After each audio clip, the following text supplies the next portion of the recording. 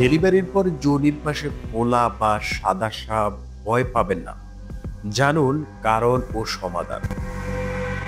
ডেলিভারির পর যোনির পাশে সাদা সাপ বা ফোলা জাতীয় কিছু দেখা যাচ্ছে, চুলকানি আছে, এটা কি সমস্যা?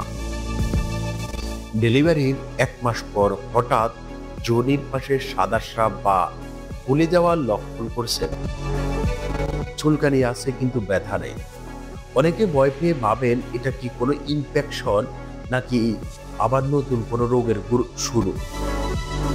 আজকের ভিডিওতে আমরা জানবো আসলে এই সমস্যার কারণ কি এবং ঘরে বসে কিভাবে প্রাথমিক যত্ন নেওয়া যায়। আপনাদের সঙ্গে আছে নারীর স্বাস্থ্য বিষয়ক সচেতনতায়। ভিডিওর শেষ পর্যন্ত দেখুন, কারণ শেষে জানবো কখন কখন এই সমস্যায় মারাত্মক হতে পারে এবং ডাক্তারের কাছে যাওয়া জরুরি। 1 নাম্বার হলো সমস্যার কারণ। ডেলিভারির পর নারীদের শরীরে হরমোন বড় পরিবর্তন হয়।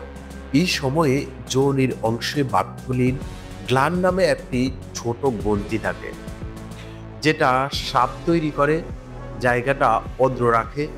কখনো কখনো এই গ্রন্থির মুখ বন্ধ হয়ে গেলে ভেতরে তরল জমে গিয়ে ফোলা তৈরি হয়, যাকে বলা হয় বার্থলিন সিস্ট। আবার হরমোনাল পরিবর্তন, অপরিষ্কার থাকা বা ইনফেকশনের কারণে সাদা সাপ বা নিঃস্রাজও দেখা দিতে পারে। যদি ব্যথা না থাকে, রং সাদা বা হালকা ক্রিম হয়, সেটা সাধারণ ইনফেকশন নয়, বরং নর্মাল হরমোনাল স্রাব। 2 নাম্বারে আছে সতর্কতার লক্ষণ। তবে সাবধান, যদি স্রাবের রং হলুদ হয়, সবুজ বা দুর্গন্ধ হয়, যদি ফোলা জায়গায় ব্যথা বাড়ে অথবা জ্বর আসে, তাহলে এটা ইনফেকশন, বার্থলিন অ্যাক্সেস হতে পারে। তখন দেরি না করে গাইনোলজিস্টের পরামর্শ নেওয়া অতীব জরুরি। 3 নাম্বারে আছে ঘরোয়া যত্ন। প্রতিদিন অন্তত 2 বার হালকা গরম পানিতে 5 থেকে 10 মিনিট শীতজ বাথ নিন।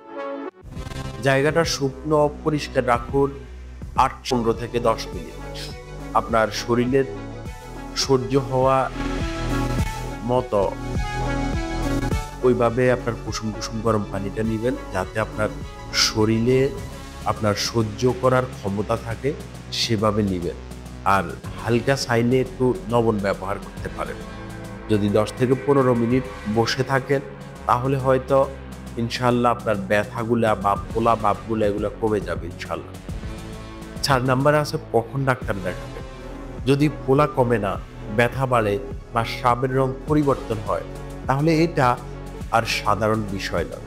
তখন অবশ্যই গাইনোলজিস্টের কাছে যান, কারণ এটা হয়তো সিস্ট পেটে যাওয়ার আগের অবস্থা হতে পারে। আপনারও কি ডেলিভারির পর এমন অভিজ্ঞতা হয়েছে?